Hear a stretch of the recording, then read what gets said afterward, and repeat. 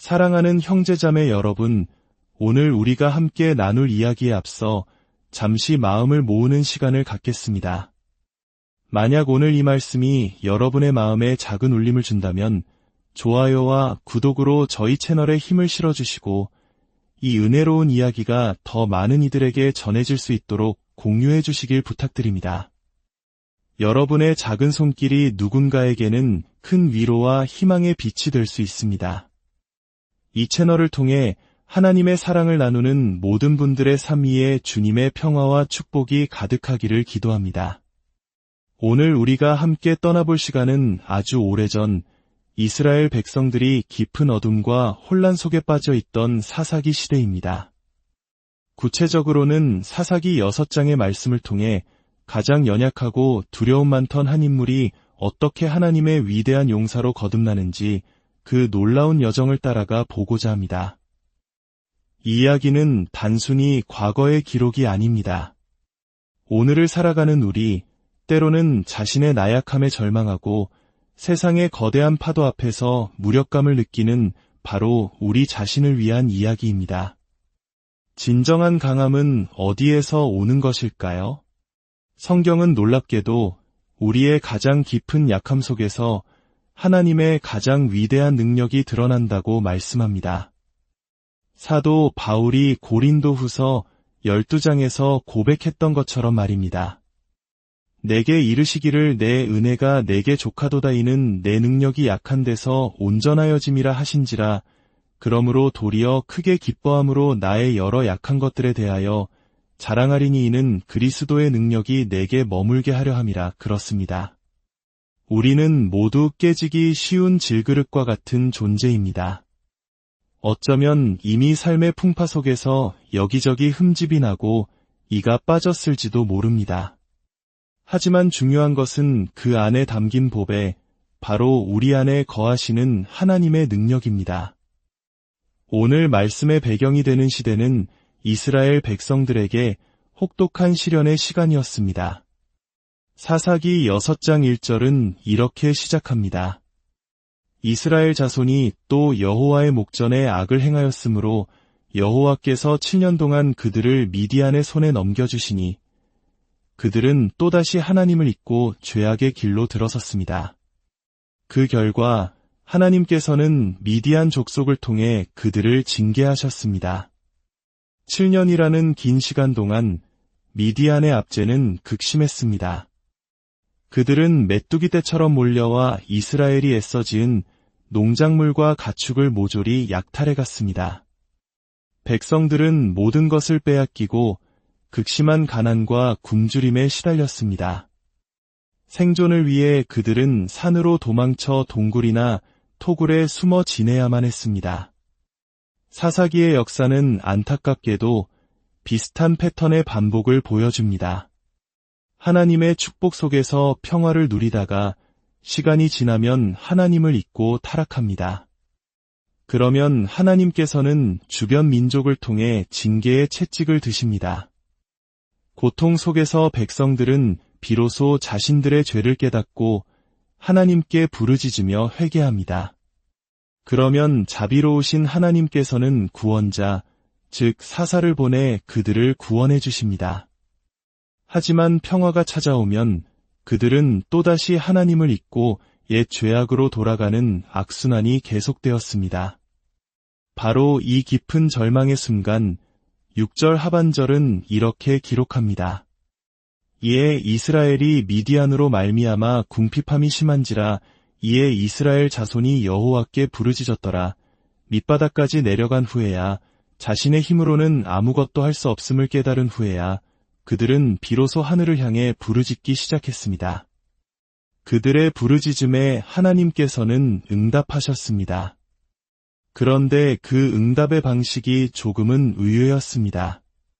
당장 그들을 구해줄 강력한 군대나 용사를 보내신 것이 아니라 한 명의 이름 없는 선지자를 먼저 보내셨습니다.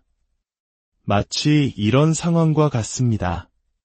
고속도로에서 차가 고장나 긴급 출동 서비스를 불렀는데 정비사가 아니라 도서관 사서가 도착한 것과 같다고 할까요? 당장 필요한 것은 차를 고쳐줄 기술자인데 말입니다. 이스라엘 백성들은 구원을 원했습니다. 이 지긋지긋한 압제에서 벗어나게 해달라고 외쳤습니다. 하지만 하나님께서는 그들이 이해하기를 원하셨습니다.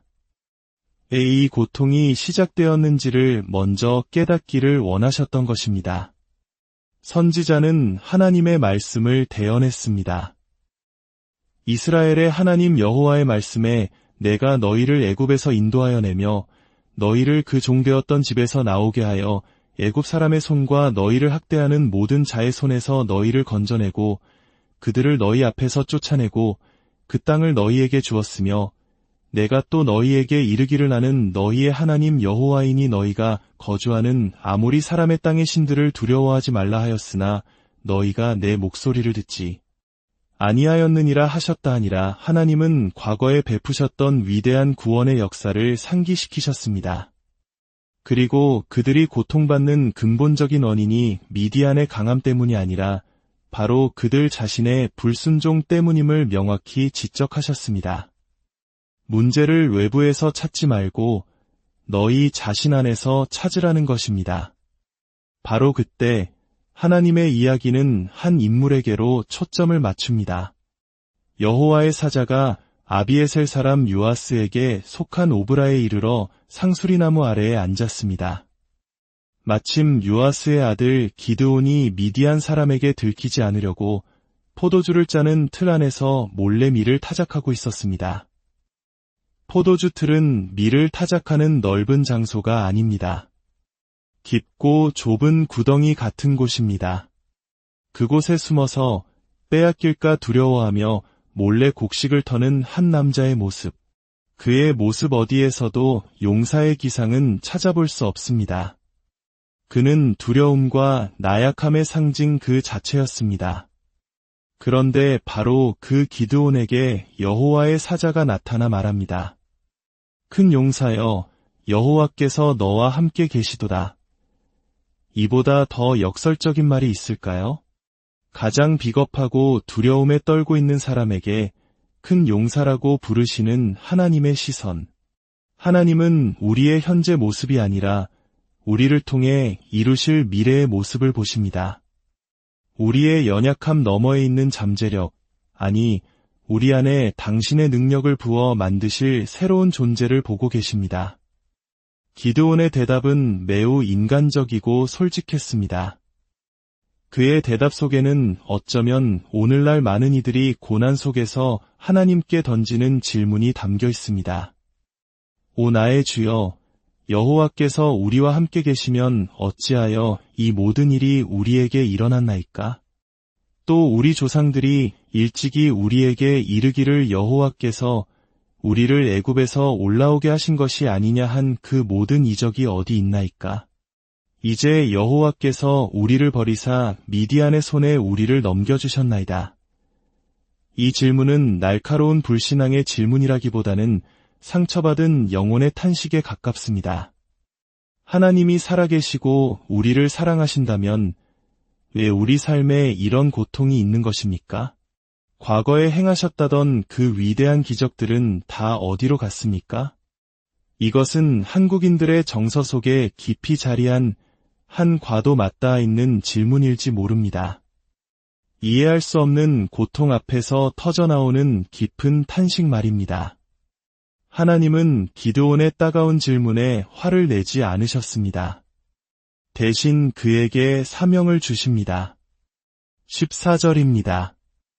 여호와께서 그를 향하여 이르시되 너는 가서 이 너의 힘으로 이스라엘을 미디안의 손에서 구원하라 내가 너를 보낸 것이 아니냐 하시니라.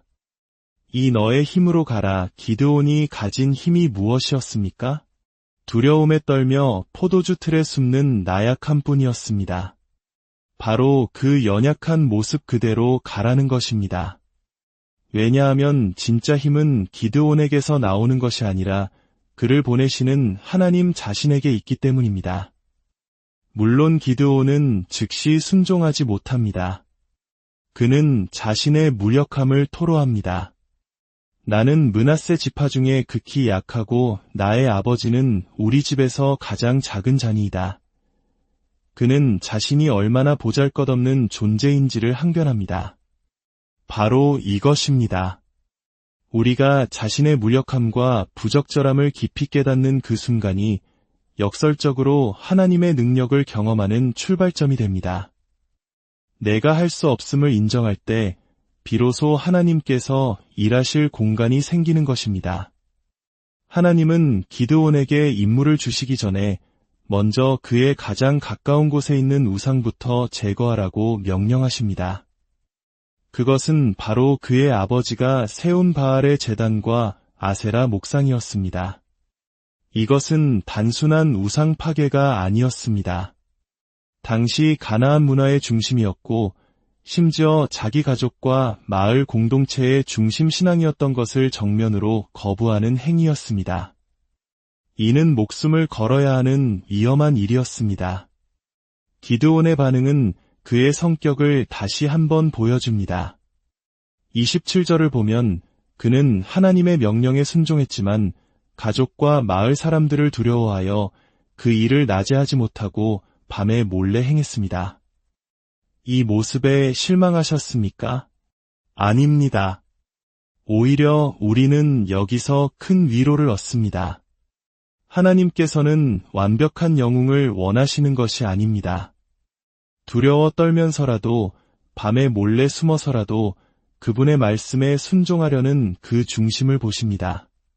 순종은 필수였지만 영웅적인 모습은 선택사항이었습니다. 기드온의 믿음은 여전히 연약했습니다. 그는 하나님께 확신을 구하는 증거를 계속해서 요구합니다. 그 유명한 양털 뭉치 시험입니다. 그는 양털 뭉치에만 이슬이 내리고 주변 땅은 마르게 해달라고 구했고 하나님은 그대로 행하셨습니다. 하지만 그것으로도 부족하여 이번에는 반대로 양털 뭉치만 마르고 주변 땅은 이슬에 적게 해달라고 다시 구합니다. 참으로 집요한 요구입니다. 어쩌면 하나님께서 언제까지 나를 시험하려느냐 하고 진노하실 법도 합니다. 하지만 하나님은 어떻게 하셨습니까? 그분의 인내심은 놀라웠습니다. 하나님은 기드온의 두 번째 요구까지도 잠잠히 들어주셨습니다. 마치 걸음마를 배우는 아기를 붙잡아주는 아버지처럼 그의 작은 믿음이 굳건해질 때까지 기다려주시고 그의 눈높이에 맞춰 친히 증거를 보여주셨습니다. 이것이 바로 우리 하나님의 성품입니다. 우리의 의심과 연약함에도 불구하고 우리를 포기하지 않으시고 끝까지 인내하시며 우리를 믿음의 사람으로 빚어가시는 분이십니다. 사랑하는 성도 여러분, 오늘 기드온의 이야기를 통해 무엇을 느끼십니까? 혹시 여러분의 삶에도 포도주 틀과 같이 숨고 싶은 연약함의 공간이 있습니까? 나는 너무 부족해. 나는 능력이 없어. 나는 너무 두려워라고 스스로를 평가하고 있지는 않습니까? 기억하십시오. 하나님은 바로 그 연약함을 통해 일하기를 기뻐하십니다. 우리가 약점이라고 생각하는 것, 어쩌면 없애고 싶어하는 바로 그것이 하나님께서 당신의 능력을 드러내실 통로가 될 수 있습니다.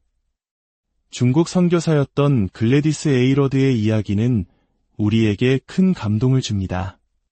그녀는 런던에서 선교사로 지원했을 때 키가 너무 작고 학식이 부족하며 몸이 허약하다는 이유로 거절당했습니다. 그녀 자신도 까맣고 뻣뻣한 자신의 머리카락을 싫어했습니다. 하지만 그녀는 포기하지 않았습니다. 주님, 저들은 제가 너무 작고 부족하다고 하지만 주님께서 원하시면 저는 중국으로 가겠습니다. 그녀는 마침내 자신의 힘으로 중국 땅을 밟았습니다. 그리고 항구에 도착하여 밖을 내다보았을 때 그녀는 놀라운 광경을 목격합니다. 그곳에는 자신처럼 키가 작은 사람들, 그리고 모두가 새까만 직모머리를 한 사람들이 가득했습니다. 금발머리는 단 한 명도 보이지 않았습니다. 그 순간 그녀는 깨달았습니다. 자신이 평생 단점이라고 여겼던 작은 키와 검은 머리가 사실은 중국 사람들에게 다가가고 그들과 하나 되기 위한 하나님의 완벽한 계획이었음을 말입니다. 그녀의 약점은 그녀의 가장 큰 강점이 되었습니다. 오늘 이 시간, 여러분 각자를 향한 하나님의 부르심이 있습니다. 큰 용사여, 내가 너와 함께 하노라. 여러분의 약함을 부끄러워하지 마십시오. 그 약함을 주님 앞에 그대로 가져가십시오. 우리가 약할 그때에 주님은 가장 강하게 역사하십니다. 우리의 부족함이라는 캔버스 위에 하나님께서는 당신의 위대한 걸작을 그려나가실 것입니다. 함께 기도하겠습니다. 전능하신 하나님 아버지, 오늘 두려움 많고 연약했던 기드온을 부르시어 이대한 용사로 사용하신 주님의 놀라운 이야기를 나누게 하시니 감사합니다. 우리 역시 세상 속에서 우리의 나약함과 부족함으로 인해 좌절하고 숨을 때가 많았음을 고백합니다. 하지만 주님께서는 바로 그 약한 곳에서 온전해지는 당신의 능력을 신뢰하라고 말씀하십니다. 주님, 우리의 약점을 강점으로 바꾸시는 주님의 능력을 믿습니다. 우리의 실패와 상처까지도 사용하셔서 당신의 영광을 드러내실 것을 믿습니다. 기드온과 함께하셨던 하나님께서 오늘 우리와도 함께하여 주시고 우리 삶의 모든 두려움을 이길 용기를 허락하여 주옵소서. 우리 각자가 서 있는 삶의 자리에서 비록 떨리는 발걸음일지라도 순종의 길을 걷게 하시고 마침내 우리를 통해 하나님의 위대한 구원의 역사를 이루어 주옵소서. 이 모든 말씀, 우리를 죄에서 구원하시고 영원한 생명을 주신 우리 주 예수 그리스도의 이름으로 기도드립니다.